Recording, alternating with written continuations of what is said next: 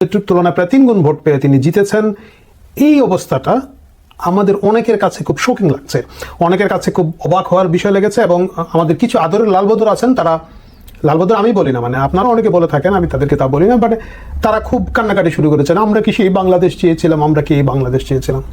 এই কারণে আমি ভাবলাম কেন ডাকসুতে ছাত্র শিবির এই পরিমাণ বিজয়ী হলো, যেটা কখনো কল্পনাও করা যেতে পারে না। এমনকি 90 সালে আমার মনে আছে প্রায় সিমিলার ছাত্রছাত্রীর সংখ্যা ছিল, তখন হয়তো কিছু কম ছিল, কিন্তু 90-তে তারা পূর্ণ প্যানেল দিয়ে 1,500-এর কাছাকাছি ভোট পেয়েছিলেন। আপনারা জানেন যে শিবিরের তো তাদের প্রত্যেকটা ভোটই একেবারে গুণা থাকে, এবং সেভাবে তারা 1,500 ভোট পেয়েছিলেন। সেই জায়গায় এসে কি এমন ঘটলো যে তারা প্রায় 15,000 ভোট পেয়ে তাদের ভিপি প্রার্থী জিতলেন, সেটা নিয়ে আমরা আজকে আলোচনা করব।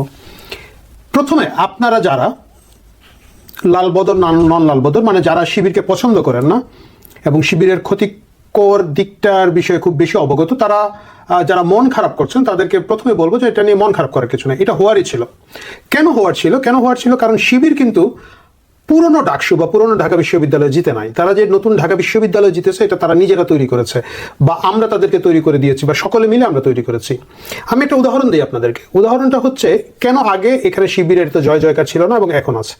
কারণ বিগত সরকার ঢাকা বিশ্ববিদ্যালয়কে মাদ্রাসা ছাত্রছাত্রীদের ভর্তির জন্য একটা বিরাট সুযোগ তৈরি করে দিয়েছেন। বিশেষ করে 2013 সালে শাপলা চত্বরের ঘটনার পরে হেফাজতের সাথে এক ধরনের যোগসূত্র, এক ধরনের সম্পর্ক তৈরি করার ক্ষেত্রে মাদ্রাসা ছাত্রদের জন্য এটা উন্মুক্ত করে দেওয়া হয়। এটা উন্মুক্ত করে দেওয়া হয় কিভাবে?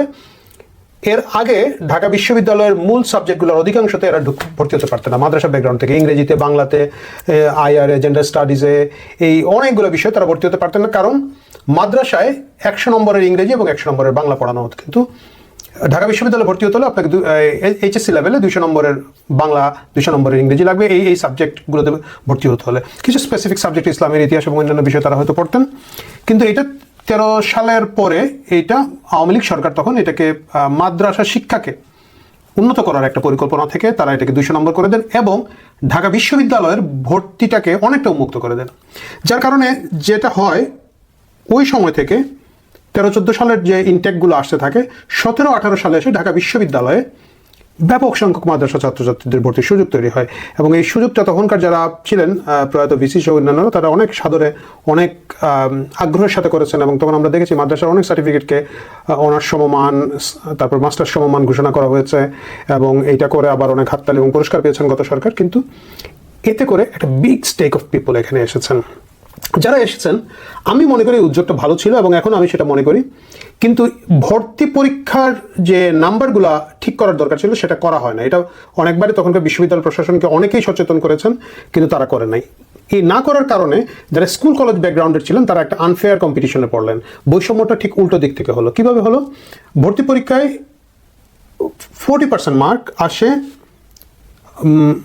দুটো এসএসসি এবং এইচএসসি রেজাল্ট থেকে, এবং 60% মার্ক আসে আপনার ভর্তি পরীক্ষার স্কোর থেকে। ওই যে 40% আছে এসএসসি এবং এইচএসসিতে, মাদ্রাসার এসএসসি এবং এইচএসসিতে কি হয় আমরা অনেকেই জানি, যারা জানেন না তাদেরকে জানার সুবিধার্থে বলি, গণহারে মার্ক দেওয়া হয়। আপনার একটা হুজুরকে বক্তৃতা শুনেছেন, সে বলেছে আমি সারা জীবন পরীক্ষায় 100 পেয়েছি, 99 পেয়েছি, যে মাস্টার আমার 98 দিয়েছে ওই হুজুর আমানতের খেয়ানত করেছে। মানে 98 নাম্বার 100-র মধ্যে পেয়েও সে খুশি না। তো এই জায়গাটা ছিল। এই কারণে দেখা যেত ওই 40% এসএসসি এবং এইচএসসি স্কোরে তারা প্রায় সকল মার্কই নিতে পারতেন, যেহেতু তাদের মাদ্রাসা ভিত্তিক এসএসসি এবং এইচএসসিতে তারা একটা বিশাল ভালো রেজাল্ট করে আসেন। এবং বাকি 60-তে তারা স্কুল কলেজের সাথে কম্পিটিশন করতেন। করার পর যদি ভর্তি পরীক্ষায় তারা সমান নম্বরও পেয়ে থাকেন, স্কুল কলেজের ছাত্রছাত্রীরা যেহেতু এসএসসি এবং এইচএসসিতে পরীক্ষায় নাম্বার তোলাটা কঠিন মাদ্রাসা বোর্ডের তুলনায়, এরা একটু পিছিয়ে যেতেন। এইভাবে একটা ব্যাপক সংখ্যক মাদ্রাসা ছাত্রছাত্রী ঢাকা বিশ্ববিদ্যালয়ে ইনটেক নিয়েছেন। এবং আপনারা তো বলবেন কত আর নিয়েছে, মানে আপনারা যারা এই ইনটেকগুলো আসার আগে বিশ্ববিদ্যালয়ে পর্যায়ে শেষ করে এসেছি, আমি আপনাদেরকে এটার কোনো ডেটা পাওয়া যায় না, কিন্তু আমি আপনাদেরকে একটা ছোট্ট নিউজ দিতে পারি। অবজারভার পত্রিকা দেখলাম আমি, 8 এপ্রিল 2021 সালে একটা মন্তব্য কলমে বলা হয়েছে 2017-18 সেশনে লতে, আইন বিভাগে ভর্তি হয়েছেন 78% মাদ্রাসা ছাত্র। মানে 22 ভাগ যা ভর্তি হয়েছেন তার 78 ভাগ মাদ্রাসা ছাত্র এবং 22 ভাগ এসেছে স্কুল কলেজ থেকে। আপনি চিন্তা করতে পারেন যে ল একটা খুবই সিরিয়াস সাবজেক্ট, সেই সাবজেক্টে যদি 78 ভাগ হয়ে থাকেন, আরও যেগুলোকে আমরা প্রচলিত অর্থে মনে করি যে সহজ সাবজেক্ট, ভর্তি হওয়া সহজ, একটু পিছনের দিকে, সেগুলোতে কি পরিমাণ ইনটেক্ট হতে পারে। তো এই পরিমাণ ইনট্যাক্ট যখন মাদ্রাসায় 17-18 সাল থেকে যদি তৈরি হয় থাকে, আপনি এখন বলবেন যে ওরা মাদ্রাসা থেকে আসলে বলি করে শিবিরে ভোট দিবে, আমি তা মোটে বলছি না। কিন্তু লজিক্যাল জায়গা থেকে যদি দেখেন, আমাদের সকলের, আপনারা যারা, আমি জানি না যারা এই ভিডিওটা দেখছেন তারা কতজন স্টুডেন্ট পলিটিক্স করেছেন, ছাত্র রাজনীতির একটা বড় পর্যায়ে শুরু হয় কিন্তু কলেজ পর্যায়ে আসে। এসএসসি পরীক্ষার পরে একটা উন্মুক্ত খোলামেলা ক্যাম্পাস পাওয়া যায় এবং সেখানেই লোকজন নিজ নিজ সংগঠনের সাথে আত্মস্থ হতে থাকে এবং এটাই ভার্সিটিতে কন্টিনিউ হয় বেশিরভাগ ক্ষেত্রে। এখন 78 ভাগ যদি ল বিভাগে আসে থাকেন মাদ্রাসা ছাত্র, আমি 78 ভাগ বাদ দিলাম। সম্প্রতি নির্বাচনে ভিপির 50%, মোর দেন 50% ভিপি প্রার্থী ছিলেন মাদ্রাসা ব্যাকগ্রাউন্ডে। আমি যদি 50% অ্যাভারেজ, মানে ভিপিরটাই আমি ধরলাম, যেহেতু কোনো ডেটা নাই, মাফ করবেন যদি ভুল হয়ে থাকে, মিনিমাম 50% যদি মাদ্রাসা থেকে এসে থাকেন, তাহলে এই 50%-এর কাছে কিন্তু এর আগে কখনো ছাত্রদল, ছাত্রলীগ, ছাত্র ইউনিয়ন বলুন বা অন্যান্য যে সংগঠনগুলো আছেন তারা পৌঁছাতে পারেন না। কারণ মাদ্রাসার সিস্টেমটা এমন, ওইখানে কিন্তু অন্যান্য রাজনৈতিক দলগুলো, প্রচলিত বাংলাদেশের যে রাজনৈতিক দলগুলো, তাদের ছাত্র সংগঠনের ওইভাবে অপারেট করার সুযোগ নেই। কোনো বাধা আছে তা না, কিন্তু সুযোগ নেই। কারণ হচ্ছে ধরেন একটা আলিয়া মাদ্রাসা, ওই স্যার যারা আছেন, শিক্ষক যারা আছেন, তারা বিভিন্ন ইসলামিক দলের সাথে থাকেন, একটা বিগ নাম্বার, বড় সংখ্যক একটা লোকজন কিন্তু জামাতে ইসলামের রাজনীতির সাথে আছেন। তো ওইখানে কোনো স্যার নাই, সিনিয়র ভাই, বড় ভাই, ছোট ভাই নাই, এবং ওইটার একটা ডিফারেন্ট কালচার আছে, খুব ভালো কালচার আছে বড়দেরকে সম্মান করা। তো ওই বড়রাই আবার হয়তো ছাত্র শিবির করেন, জামাত করেন, ওই সার্কেল থেকে আসেন। তারা যে রাজনীতি করেন তা না, কিন্তু তাদের কাছে একমাত্র রাজনৈতিক দল, মেইন স্ট্রিম পলিটিক্যাল পার্টি যেটা এক্সপোজড, সেটা হচ্ছে জামাতে ইসলাম। তো আপনি ঢাকা বিশ্ববিদ্যালয়ে 17-18 সালের পরে যত ছাত্রছাত্রী এনেছেন, এর 50% তাদের ছাত্র জীবনে জামাত ইসলাম এবং ছাত্র শিবির ছাড়া আর কাউকে দেখে নাই। ভালো হোক মন্দ হোক, তারা এই একমাত্র দেখেছে। সো আপনি প্রথমে এই 50%-এর কাছে আপনি 2-3 বছর পিছিয়ে আছেন, কারণ তারা জামাত শিবির, তাদের কাছে হয়তো ক্লাস 6-7-এ ক্লাস রুটিন দিয়ে, আমরা জানি যে ক্লাস 6-এ বোধহয় ক্লাস রুটিন দিয়ে জামাতের রাজনীতি শুরু হয়, তাদের কর্মী হতে হয় ক্লাস 8, ক্লাস 6 থেকে বোধহয় সমর্থক ফর্ম ফিল আপ করা যায়। আপনি তো প্রথমে 50% ভোটার গত কয়েক বছর ধরে ঢাকা বিশ্ববিদ্যালয়ে এনেছেন। এখন আপনারা যারা খুব আফসোস করছেন, এই ঢাকা বিশ্ববিদ্যালয়, এই জেনজি, এই প্রজন্ম, এদের কিন্তু অনেক ধরনের রাজনৈতিক বোঝাপড়ার অভাব আছে। মানে আমার আছে, কিন্তু আপনারা আমার থেকে মূর্খ। মানে এই জেনজি প্রজন্ম এই বিপ্লব করেছে, ভাই এই জেনজি প্রজন্ম এই বিপ্লব ওইভাবে করে নাই। এই বিপ্লব যেটা গত জুলাই আগস্ট হচ্ছে, যেটা মাস্টার স্ট্রোক ছিল, এটা হচ্ছে প্রাইভেট বিশ্ববিদ্যালয় থেকে, মিডল ক্লাস, মধ্যবিত্ত শ্রেণী থেকে।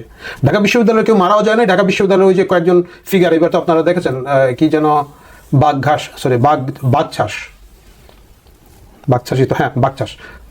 বাগছাসের নেতাদের অবস্থা তো ভোটে দেখেছেন আপনারা। সুতরাং ওইটা আসলে ডিফারেন্ট স্টোরি। তো ওইভাবে ঢাকা বিশ্ববিদ্যালয়ে আসলে ওই বিপ্লব বলুন আর ওই জায়গাটা বলুন, যে মাস পিপুল এসেছে, আর একটা বড় সংখ্যক লোকজন তাৎক্ষণিক প্রতিক্রিয়া দেখিয়ে এসেছেন। তাদের রাজনৈতিক জায়গা থেকে আপনারা যেভাবে আফসোস করছেন, সেটা আফসোস করার জায়গা নয়। সো এটা হচ্ছে প্রথম কথা। এবং দ্বিতীয় কথা হচ্ছে, তাহলে বাকি যে 50% ভোটার যারা স্কুল কলেজ থেকে এসেছেন এবং মাদ্রাসায় এসেছেন, আমি মিশিয়ে 100 ভাগের কথাই যদি বলি, তো বাকি 50% যারা মাদ্রাসায় নাই ভাই, তাদের অবস্থা কি? তারা কেন জামাত শিবিরের সাথে গেলেন? আপনাকে বুঝতে হবে যে ঢাকা বিশ্ববিদ্যালয়ের এই ডেমোগ্রাফিটাও কিন্তু গত অনেকগুলো বছর ধরে পরিবর্তন হয়েছে। কিভাবে পরিবর্তন হয়েছে? যখন বাংলাদেশের প্রাইভেট বিশ্ববিদ্যালয়গুলো তৈরি হলো, প্রথমে এখানে শুধুমাত্র উচ্চ মধ্যবিত্তরা যেতেন। উচ্চ মধ্যবিত্তরা যাওয়ার পরে একটা সময় মধ্যবিত্তরা যাওয়া শুরু করলেন। অনেকগুলো বিশ্ববিদ্যালয় আসলো, খরচ কমে আসলো। কিন্তু আমরা যখন একবার প্রথম দিকে দেখেছি নর্থ সাউথ ইউনিভার্সিটি চালু হয়েছে, হয়তো আরো 2-1টা বিশ্ববিদ্যালয়, আমার নাম মনে নাই, অনেক বছর আগে শুরু হয়েছে নর্থ সাউথ। তখন কিন্তু একেবারে স্ক্রিম, যারা হয়তো দেশের বাইরে পড়তে যেতেন, ভারতে বা আশেপাশে দেশে যেত, তারা এগুলোতে বেশি ভর্তি হতেন। তারপরে অনেক বিশ্ববিদ্যালয় বাড়লো। বনানীতে তো এখন মনে করেন যে আমি কয়েক বছর আগে দেখেছি যে ফ্লোরে ফ্লোরে বিশ্ববিদ্যালয় ছিল, এক একটা ফ্লোরে এক একটা বিশ্ববিদ্যালয়।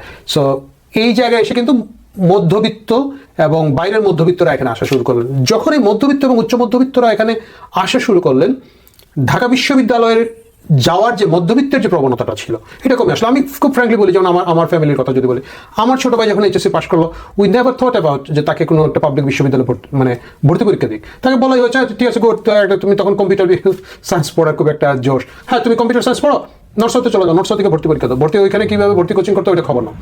উই নেভার থট, কারণ ও বুয়েটে যাওয়ার মতো ওর রেজাল্ট ছিল না, সেটা পারতো না, বাট পাবলিক বিশ্ববিদ্যালয়তে যেতে পারতো, কিন্তু আমরা ওইটাতে নেই। এবং ওইটাই হচ্ছিল যখন কালচারাল গ্রুম যে মিডল ক্লাস ছিল, মধ্যবিত্ত ছিল, যারা ধরেন একটু ছায়ানট, একটু টিএসসি থেকে কবিতা শুনে, একটু বই মেলে গিয়ে দুটো ভালো বই কিনে, গল্পের বইয়ের বাইরে, প্রেমের বইয়ের বাইরেও দুটো ভালো বই কেনার চেষ্টা করে, এই যে সাংস্কৃতিকভাবে গ্রুমড হওয়া, তৈরি হয় একটা মধ্যবিত্ত ঢাকা বিশ্ববিদ্যালয়ের আগে বছরের পর বছর রাজত্ব করেছে, তারা কিন্তু ওইখানে আর গত কয়েক জেনারেশন ধরে যাচ্ছে না, বা গত কয়েক বছর ধরে 10-15-20 বছর ধরে যাচ্ছে না, তারা প্রাইভেট বিশ্ববিদ্যালয়ে চলে এসেছে। ইভেন প্রাইভেট বিশ্ববিদ্যালয়ে নিম্ন মধ্যবিত্ত থেকে আসছেন। আপনারা দেখেছেন যে কিছুদিন আগে ওই যে একজন চাঁদাবাজি করতে ধরা খেলো, যে আমাদের এনসিপির একটা নেতা, যে বললো যে সজীব ভুইয়াগিয়ার, আমি ওর নামটা মনে নাই, যাই হোক, সজীব ভুইয়াগিয়া মোটরসাইকেলে রাতের বেলা তাকে দিয়ে চাঁদা বলেছিল, এমপি স্বামীর বাসায় গিয়ে যিনি ধরা গেলেন। আপনি তার গ্রামের বাড়ির ছবিটা দেখেছেন, নিম্ন মধ্যবিত্ত, একেবারেই নিম্ন মধ্যবিত্ত শ্রেণীর জায়গা থেকেই বলা যেতে পারে। সেও কিন্তু একটা প্রাইভেট বিশ্ববিদ্যালয়ে এসেছে, মানে যেভাবে ওনারা ম্যানেজ করেছেন। তাহলে ঢাকা বিশ্ববিদ্যালয়ে তারা যাচ্ছেন, তাদের একটা বড় সংখ্যক লোক একেবারে আর্থসামাজিকভাবে অনেক বেশি ভালনারেবল। ওই জায়গাটা তাদের পক্ষে প্রাইভেট বিশ্ববিদ্যালয়গুলো অ্যাফোর্ড করা সম্ভব হচ্ছে না, তাদের একটা বড় অংশ সেখানে যাচ্ছেন। এটাকে আমি খুবই পজিটিভলি দেখি যে শিক্ষা তাদের সকলের কাছে, আমাদের সমাজের প্রতিটি শ্রেণী থেকে এসে উচ্চশিক্ষা করার একটা সুযোগ এই গরিব রাষ্ট্র তৈরি করতে পেরেছে। মুশকিল হচ্ছে ওইখানে ওনারা যারা যাচ্ছেন তাদের ভালনারেবিলিটি অনেক বেশি, তাদের লাইফের স্ট্রাগল অনেক বেশি, তাদের সংগ্রাম অনেক বেশি। তাকে আপনি অনেক কি বলা যায় হাই থট কথাবার্তা দিয়ে খুব বেশি চালু করতে পারবেন না। আমাদের সময় কি ছিল, খাওয়া দাওয়ার চিন্তা কম আছে, ভাই বাড়ি ঘরের মধ্যে আছে, একটা গিটার নিয়ে গেছে, ডং ডাং করছে, আড্ডা মাড্ডা মারছে, কিভাবে যে ফার্স্ট ইয়ার সেকেন্ড ইয়ার গেছে পরিষ্কার করে কিন্তু আমাদের জেনারেশনের অধিকাংশ লোকজন বলতেই পারবে না। বছরের পর বছর সেশন জোট চলেছে, কারো কোনো মাথা ব্যথা নাই, আনন্দ ফুর্তি টিএসিতে আড্ডা টাড্ডা মারে ঝালমুড়ি খেয়ে চলেছে। এখনকার যারা যাচ্ছেন, যারা বিশেষ করে ঢাকার বাইরে থেকে আসে একটা বিরাট সংখ্যক লোক, আপনারা জানেন যে আবাসিক ভোটারই বেশি এখন এই মুহূর্তে, ভোটার খুব সম্ভবত আবাসিক বেশি। তো ভুল হলে মাফ করবেন, আমার কাছে ডেটাগুলো আসলেও এত নাই, এটা অবজারভেশন থেকে বলা। সেই তাদের যে লাইফ স্ট্রাগলটা, তাদের যে চ্যালেঞ্জটা, তাদের যে হলে খাওয়া দাওয়ার গ্যাঞ্জাম, তাদের যে প্রতিদিন টিকে থাকার লড়াই, এই লড়াইটাতে ওই আপনার ভাই অতি ইন্টেলেকচুয়াল কথাবার্তা খুব বেশি লোকের পছন্দ হয় না। তাদের প্রতিদিনকার কাছাকাছি কারা যেতে পেরেছে, এই জায়গাটা ছাত্র শিবির যেতে পেরেছে। ছাত্র শিবির যেতে পেরেছে কারণ গত 16 বছর তারা ধরেন ছাত্রলীগের সাথে ছিল, তারা হলে ছিল, হলে থাকলে রিলেশনটা বাড়ে, মানে যেটা হয়তো বাড়ি থেকে অনাবাসিক একজন প্রার্থীর তুলনায় একজন আবাসিক প্রার্থীর এই সুবিধাটা হচ্ছে, কারণ তার একটা হলিজম হবে, তার নিজের ব্যাচের নিজের গ্রুপের বিভিন্ন কারণে সকালে দেখা হচ্ছে, ডাইনিংয়ে দেখা হচ্ছে, ব্রেকফাস্টে দেখা হচ্ছে, গোসল করতে গিয়ে দেখা হচ্ছে, বন্ধুত্ব এবং রিলেশনের জায়গাটা আছে। ছাত্র শিবিরের প্রার্থীরা অধিকাংশই এই সুযোগটা নিতে পেরেছেন, যেহেতু তারা ছাত্রলীগে ছিলেন, এবং যেহেতু তারা ছাত্রলীগে ছিলেন তারা হেলমেট পরে হয়তো পিটিয়েছেন, আবার হেলমেট খুলে হয়তো সান্ত্বনা দিয়েছেন, ভাই বাদে এই লিগের পোলাপান খুব খারাপ, তুই আমগুলোর লগে থাক, আপাতত নিউট্রাল ভাবে থাক।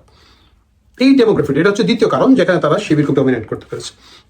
তৃতীয় যে কারণ সেটা হচ্ছে শিবিরের বিরুদ্ধে যে মূল দুটো অভিযোগ ছিল, এই দুটোকে তারা খুব চমৎকারভাবে ডিল করতে পেরেছে। সামাজিক যে বাধাটা তাদের সামনে দীর্ঘদিন ধরে ছিল, সেই বাধাটা তারা ডিল করতে পেরেছে। শিবিরের বিরুদ্ধে দুটো জিনিস আছে, একটা হচ্ছে যে তারা মুক্তিযুদ্ধ বিরোধী শক্তি, এবং দ্বিতীয় হচ্ছে তারা ভয়ঙ্কর ধরনের বিভৎস নৃশংস একটা শক্তি। আমরা যারা 80 দশকে 90 দশকে ক্যাম্পাসগুলোতে দেখেছি, আমরা জানি শিবির কি জিনিস। এখন এই দুটোকে তারা কিভাবে ডিল করেছে, এই দুটোকে ডিল করার আগে তারা সামাজিক অ্যাকসেপ্টেন্সের জায়গাটা তৈরি করতে পেরেছে। এটা হচ্ছে 3 নম্বর কারণ, এবং আমার কাছে মনে হয় এটা হচ্ছে সবচেয়ে গুরুত্বপূর্ণ কারণ, মানে কারণ, হ্যাঁ আমি বলবো সবচেয়ে গুরুত্বপূর্ণ কারণ সোশ্যাল অ্যাকসেপ্টেন্স। এটা তৈরি করতে গিয়ে তারা একটা বামাতি লোকজন তৈরি করেছেন, মানে তারা তাদের একটা বাম, আইদার তারা নিজেরা এটাকে অনেকদিন ধরে লালন পালন করে তৈরি করেছেন, অথবা তারা বামদের যে অংশটাকে খুব সহজে কেনা যায় তাদেরকে কিনে নিয়েছেন। শুধু বাম না, মানে এই যে প্রোগ্রেসিভ, তথাকথিত প্রোগ্রেসিভ, যার কারণে আপনি দেখবেন সোশ্যাল অ্যাকসেপ্টেন্সটা কিভাবে তৈরি হচ্ছে। আগে যদি শিবির গিয়ে ঢাকা বিশ্ববিদ্যালয়ে মিটিং করতে চাইতো, মানে মারামারি না হোক, বাকি সব ছাত্র সংগঠন উঠে চলে আসতো, কিন্তু এখন দেখা যাচ্ছে ইনক্লুডিং বাম তারা শিবিরের সাথে মিটিং করছেন। এই যে সোশ্যাল অ্যাকসেপ্টেন্সের জায়গাটা তৈরি করা। তারপরে ধরেন শিবির কি করেছে, তারা এমনভাবে ডেপ্লয় করেছে যে প্রগতিশীল লিবারেল আমরা যাদেরকে ভাবি তাদের কাছে অ্যাকসেপ্টেন্স নিয়েছে। তারা বিভিন্ন ধরনের ক্লাব সমিতি এবং নেটওয়ার্ক তৈরি করেছে, এবং সেই নেটওয়ার্কগুলো তাদেরকে সেই এন্ডোর্সমেন্টটা দিচ্ছে। আপনি দেখেন মনামি ম্যাডামের মতো একজন স্মার্ট শিক্ষিকা, মানে দেখলেই তো একটা খুব ভালো লাগে, প্রিয় শিক্ষিকা মনে হয়, খুব স্মার্ট, দেখতে শুনতে ভালো, ভালো পোশাক পরেন, রুচিশীল। উনি বলেছেন এইটা যদি শিবির হয়, শিবিরই তো ভালো। এই কথাগুলো কিন্তু ফ্রি যদি বলে থাকেন তাহলে বোকা, উনি হয়তো চার্জ নেবেন, বাট বোকামি করেছেন, মানে কিন্তু শিবির এটা করেছে। এবং এই ধরনের আরো বিভিন্ন জায়গা থেকে তারা ওই অ্যাকসেপ্টেন্সের জায়গাগুলো তৈরি করেছে। জামাত শিবির পাকিস্তানি এই স্লোগান সারা জীবন হয়েছে, কিন্তু মেঘামুল্লার বসু যখন বলছেন, তিনি বলছেন যে না, সাদিক কাইম পাকিস্তানি, এটা বলা আমার হচ্ছে পলিটিক্যালি রং একটা স্লোগান হয়েছে। এই সব কিছু মাধ্যমে শিবিরের একটা সোশ্যাল অ্যাকসেপ্টেন্সটা তৈরি হয়েছে, ওই ব্যারিয়ারটা ওরা ভেঙে ফেলেছে। দ্বিতীয়ত হচ্ছে যে যদি আপনি দেখেন যে মুক্তিযুদ্ধ একটা বড় ইস্যু শিবিরের বিরোধিতার কারণে, এই জায়গাটা আজকে 50 বছর পরে একটা ডিফারেন্ট সিনারি তৈরি হয়েছে। কেন তৈরি হয়েছে? আমরা যারা বড় হয়েছে 80 দশক 90 দশকে যারা বড় হয়েছেন, আপনারা দেখেন জাহানারা ইমাম যখন 92 সালে ঘাতক দালাল নির্মূল কমিটি তৈরি করেন, জামাত শিবিরের বিরুদ্ধে একটা বড় স্ট্যান্ড নেন। এর আগে যদি আমরা দেখি 86, 87, 88, 89, 90-তে বা ইভেন 80-র পুরো দশকটাতে শিবির ভার্সাস অন্যান্য ছাত্র সংগঠনের মধ্যে মারামারি হচ্ছে, শিবির ক্রমাগত রক কাটছে, কোপাচ্ছে। এটা কারা দেখে বড় হচ্ছে? মুক্তিযুদ্ধের পরবর্তীতে যাদের জন্ম হয়েছে। মুক্তিযুদ্ধের পরবর্তীতে যে লোকটার জন্ম হয়েছে, ধরেন সে 70, 72, 78, 80 সালে, সে 90, জাহানারা ইমাম 92, এই সময়গুলোতে শিবিরের বিভৎসতা দেখে বড় হয়েছে। সো তার জন্য শাহবাগে গিয়ে একটা স্ট্যান্ড নেওয়া বা জামাত শিবির বিরোধী একটা স্ট্যান্ড নেওয়াটা খুবই সহজ, খুবই স্বাভাবিক। কিন্তু আজকের যে প্রজন্ম আছে, আপনি যদি দেখেন যে জামাত শিবির কিন্তু ক্ষমতায় নাই 2007 সাল থেকে। আজকে যে ছেলেটার বয়স 18, 19, 20 বা 21, 22, তার জীবদ্দশায় কিন্তু সে শিবিরের কোনো ওই কোপাকুপিটা দেখে নাই, সে শিবিরের নৃশংসতার জায়গাটা দেখার সুযোগ হয় নাই। কারণ 7 সালে শিবির ক্ষমতা থেকে চলে গিয়েছে, 8, 9 সাল থেকে ধরেন আওয়ামী লীগ এসেছে, এবং জামাত শিবিরের পক্ষে ওই লেভেলে আর কোপাকুপি করার সুযোগ তৈরি হয় নাই। মাঝখানে 16-17 বছর কেটে গেছে, তারপরে তো গত 1 বছর। তার কাছে জিনিসটা ফার্স্ট হ্যান্ড এক্সপিরিয়েন্স না থাকার কারণে তার কাছে ওইটার ওই গুরুত্ব না। এটা খুব স্বাভাবিক। এটা যে জিনিস মনে করেন যে 47 সালে পাকিস্তান ভাঙা নিয়ে যে আবেগটা আমার দাদার থাকতে পারে, দাদার জেনারেশনের থাকতে পারে, আমার বাবার জেনারেশন ওইটা থাকবে না। তাদের জেনারেশনের আবেগটা অনেক বেশি চলে আসবে 71-এ মুক্তিযুদ্ধের ক্ষেত্রে, তাই না? মানে যারা যেটা দেখেছেন, তো এই আজকে যে প্রজন্ম তারা কিন্তু ওইটা দেখেন নাই। ওইটা না দেখার কারণে তাদের মধ্যে ওইটা খুব বেশি কাজ করে না। তারপরে কাজ করতো, কিন্তু যে জিনিসটা হচ্ছে অতি ব্যবহার করার কারণে জিনিসটার পবিত্রতা নষ্ট করার পিছনে আমরা সকলে বিভিন্ন সেক্টরের লোকজন দায়ী। আপনারা দেখবেন যে মোহাম্মদ জাফর ইকবাল স্যারের মতো একটা আইকনিক লেখক, যিনি মুক্তিযুদ্ধের পক্ষের তরুণদের অনুপ্রাণিত করার ক্ষেত্রে একটা বিশাল ভূমিকা রেখেছেন এক সময়, তাকে পর্যন্ত আওয়ামী লীগ বেজ্জত করেছে, তাকে পর্যন্ত আওয়ামী লীগ ফাউল বানিয়েছে। I am sorry for my language. তাকে পাঠিয়েছে যে একজন গার্মেন্টস মালিক একজন ভিসি বানিয়েছিল, ভিসি ফরিদ সাস্টে। ছাত্ররা যখন ওইখানের মধ্যে অনশন করে, মোহাম্মদ জাফর ইকবাল স্যারকে পাঠিয়েছে যে তুমি গিয়ে ওদেরকে বলো যে অনশন ভেঙে ফেলতে, আমরা ফরিদের কিছুদিনের মধ্যে বের করে দিব। আওয়ামী লীগ সেই বেমানিটা করেছে, এবং এইটা করার কারণে মোহাম্মদ জাফর ইকবাল সহ এই ধরনের সোশ্যাল যে পুঁজিগুলো ছিল এরা খেয়ে ফেলেছে, এটা নষ্ট করে ফেলেছে। তারপর ধরেন সম্মিলিত সাংস্কৃতিক জোট, সারা বছর খবর নাই, খালি খবর হইতো কখন ওই যে জাস্টিস সিনহাকে নিয়ে যখন একটা টানা পোড়ান শুরু হয়ে গেল, সম্মিলিত সাংস্কৃতিক জোট মিছিল করতেছে সিনহার অপসারণ চাই। মানে এইসব করে করে কালচারাল বাকি যে সফট পাওয়ারগুলো ছিল এগুলো একেবারে পুঁজি খেয়ে ধ্বংস করে ফেলছে। যার কারণে মুক্তিযুদ্ধের ওই স্পিরিটটা এই প্রজন্মের কাছে, যেহেতু এই জেনারেশন চেঞ্জ হয়েছে, 52 বছর চলে গেছে, ওইভাবে কাজ করবে না। এইটা 52-53 বছর পর এটা এইভাবে কাজ করবে না। এবং ওইটা হয়তো পবিত্রতার জায়গা আছে, দেশের ওই জায়গাটা আছে, কিন্তু তাদের ফার্স্ট হ্যান্ড এক্সপিরিয়েন্স না থাকার কারণে তারা ওই জায়গাটায় পারে নাই। এবং এই কারণে গিয়ে এটা হচ্ছে আমার থার্ড কারণ, যে শিবির তার যে প্রতিবন্ধকতাগুলো আছে সেগুলোকে জয় করে এখানে এসেছে। 4 নম্বর কারণ ভাই, টাকা। টাকা হচ্ছে নির্বাচনে ভাই একটা ইম্পর্টেন্ট জিনিস। নির্বাচন স্ট্র্যাটেজির খেলা, এবং সেই স্ট্র্যাটেজির জন্য কিন্তু টাকা লাগে। অনেকে বলে না, সৎ লোক, ভালো লোক হইলে, যোগ্য লোক হইলেই প্রার্থী জিতে, যে অসম্ভব। যদি এটা হতো, আপনি জানি, ধরেন হয়তো আমি কেউ বাম রাজনীতি করি না, পছন্দ করি না, কমিউনিস্টদের মধ্যে অনেক ভালো ভালো লোক আছে না ভাই, একবারে জন্ম থেকে শ্রমিকের মুক্তি চাচ্ছে, জন্ম থেকে আন্দোলন করছে, জন্ম থেকে মারামারি, মায়ের খাচ্ছে, পিড়া খাচ্ছে, আছে না প্রচুর। ইলেকশনে দাঁড়ালে ভাই 2000 ভোট পায় না। কারণটা কি? কারণ স্ট্র্যাটেজিক্যাল গেম, ইলেকশনের একটা বড় অংশ, যেখানে তারা সহজ সরল লোকের সুবিধা করতে পারে না। আরেকটা বিষয় হচ্ছে টাকা। এখন জামাত শিবির এই নির্বাচনকে কেন্দ্র করে গত 1 বছর ধরে খুব স্মার্টলি গুছিয়েছে, এবং সেই গুছানোর ক্ষেত্রে রিসোর্স, যত ধরনের রিসোর্স তারা ডিপ্লয় করতে পারে, তার মধ্যে একটা বড় অংশ হচ্ছে টাকার রিসোর্স তারা করেছে। 1 মাস ব্যাপী তারা ঢাকা বিশ্ববিদ্যালয়ে গণহারে ইফতার খাইয়েছে। আমি শুনেছি, মানে ওদেরই কোন একজন নেতা জন ইন্টারভিউতে বলেছিল যে ডেইলি প্রায় কয়েক লক্ষ টাকার ইফতার খাইয়েছেন, মানে প্রায় ধরেন 1 কোটি টাকা তারা একটা রমজানে খরচ করেছে। ফাইন ভাই, আমি তো কোনো রাজনীতিতে না, আমি একটা সাধারণ লোক, আমি যদি একটা ইফতার পাই, থ্যাংক ইউ ভেরি মাচ। আমি 1 মাস একজনের খাইলে তো আমি তারা ভোট দিব না কেন? তারপরে ধরেন এটা শুধু না, তারা ঈদের সময় মেজবান করেছে, সেহরি পার্টি করেছে, তারপরে এইসব জায়গায় তো তাদের এক ধরনের আছে, মানে দৃশ্যমান বিভিন্ন সুন্দর সুন্দর প্রোগ্রাম করার মধ্যে আছে। তারপরে ধরেন যে ব্যাপক সংখ্যক ইউটিউব সাংবাদিক, যাদেরকে এখন বলা হয় ডিজিটাল সাংবাদিক, তাদেরকে ম্যানিপুলেট করার জন্য প্রচুর ব্যয়, বা মিডিয়া ম্যানেজ করার জন্য তারা প্রচুর খরচ করেছেন বলে শুনেছি। সবাইকে তো তারা নিশ্চয়ই সেটা করতে পারে না, কিন্তু তাদের কিছু পোষা সাংবাদিকরা তারা করেছেন, যারা গিয়ে ধরেন উমামা ফাতেমাকে এক্সপোজ করে দিয়েছে টাইপের কাজগুলো তারা করেছেন। তো ইট ওয়াজ ভেরি ওয়েল ম্যানেজড, এবং এই ওয়েল ম্যানেজড ইলেকশনে যারা যেখানে যেভাবে খুশি করা প্রয়োজন সেটা জামাত শিবির করেছে। এটা হচ্ছে অনেকে বলছেন তারা কোটি কোটি টাকা খরচ করেছে। আমি বলবো যদি করে থাকে খুব ভালো করেছে, খুব ভালো করেছে। কারণ এই নির্বাচন ডাকসু জেতাটা তাদের জন্য বিশাল ব্যাপার, এবং এটা অর্থমূল্য দিয়ে বোঝাতে হবে না। আমরা আগামীতে এটা নিয়ে হয়তো আরো আলাপ করবো। আজকের আলোচনা অনেক বড় হয়ে গেছে, আমি জানি যে অধিকাংশ দর্শক হয়তো এদের মধ্যে চলে গেছেন, বাট আমাকে এই কথাগুলো রেকর্ডে রাখতেই হচ্ছে। 5 নম্বর যে কারণটা হচ্ছে তাদের এই জেতার পেছনে, তারা হচ্ছে এন্টি জামাত শিবির যে ভোটগুলো আছে এগুলোকে এক হতে দেয় নাই। এটা কিন্তু 90 দশকে হয়েছিল। 90 দশকে ধরেন একমাত্র জায়গা ছিল চাকসু, যেখানে শিবিরের একটা বিশাল দুর্গ, কোনোভাবে আঘাত হানা যায় না। ওখানে কিন্তু আওয়ামী লীগ, বিএনপি, জাসদ, বাকশাল, আরো কি ছাত্র সংগঠন ছিল এখন মনেও না, এগুলো সবাই মিলে কিন্তু একটা সম্মিলিত পরিষদ তৈরি করে, যে অন্যান্য সব জায়গায় যদিও ছাত্রদল আলাদা নির্বাচন করতো, ওইখানে প্যানেলভুক্ত হয়ে জামাত শিবিরকে পরাজিত করেছিল। এইটা যাতে না হয় তারা কিন্তু বিভিন্নভাবে এটা নিশ্চিত করেছে। তারা বিভিন্ন ধরনের সফট, মানে আমরা অনেকে হাসাহাসি করছিলাম যে কোন শিবিরে ভোট দিবেন, A team, B team, C team, D team, সবই তারা না হলেও তারা বিভিন্নভাবে অনেক প্রার্থীকে রেখেছেন। আমি বিব্রত করতে চাই না তাদের নাম বলে, আপনারা নিজেদের মতো করে যার যার বুদ্ধিমতো কমেন্টে বলে দিবেন। এবং এইটা করতে গিয়ে ধরেন বিশেষ করে যেটা ছিল যে শিবিরের বিরুদ্ধে যেহেতু এখন ছাত্রলীগ নাই, হয়তো ছাত্র দলের একটা সুযোগ ছিল এই ভোটগুলো টানো, সেটা যাতে না করতে পারেন সেটা বুদ্ধিটা তারা করে দিয়েছে। তারা ছাত্র দলকে দিয়ে গিয়ে লাস্ট মোমেন্টে গিয়ে গত আগস্টে দেখেন আবার 32 নম্বর ভাঙ্গা মিছিল করে কনফার্ম করেছে যে না, এরা বিএনপি। কিন্তু তারেক জিয়া সালাম নিন, তারেক জিয়া জানিয়ে দিলাম 32 দখল নিলাম, এটা মেক শিওর করেছে যে যাতে কোনোভাবে ছাত্রলীগের বা আওয়ামী লীগের প্রতি সফট যে ভোটগুলো আছে, মুক্তিযুদ্ধের পক্ষের যে সফট ভোটগুলো আছে, রাজাকার বিরোধিতার কারণে যেন তারা গিয়ে আবার ছাত্রদলকে ভোট না দেয়। অনেকগুলো মেকানিজম এখানে আছে। আসলে আজকে ভিডিওটা অনেক লম্বা হয়ে যাবে বলে আমি ওইগুলোতে আলাপে যাচ্ছি না, কিন্তু আপনারা জানে থাকেন এনটি জামাত শিবির ভোটগুলোকে তারা খুব সুকৌশলে আলাদা আলাদা পকেটে পেয়েছে। নারী প্রার্থীদের সাপোর্টের একটা জায়গা তৈরি হয়েছে, স্বতন্ত্রদের একটা জায়গা তৈরি হয়েছে, বামদের কিছু জায়গা তৈরি হয়েছে, অনেক অনেক অনেক অনেক গেম আছে যেগুলো যদি আপনাদের আগ্রহ থাকে আরেকটা ভিডিওতে আমি একেবারে প্রার্থী ধরে ধরে ধরে ধরে বলতে পারবো।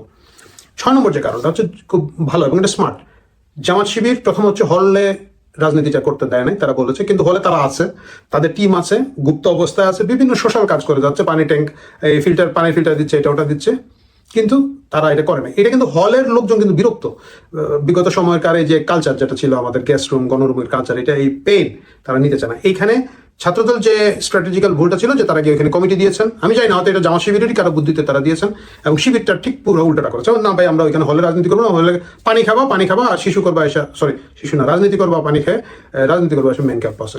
এটা তাদের একটা বিগ অ্যাডভান্টেজ দিয়েছে, এবং তাদের ছোট টিম, তাদের বিরাট কমিটি নেই, কয়েকশো সহসভাপতি, তারা দেখে না, তাদের প্রচুর লোক কিন্তু প্রকাশ্যে নাই, তারা খুব ছোট একটা প্রকাশ্য টিম আছে।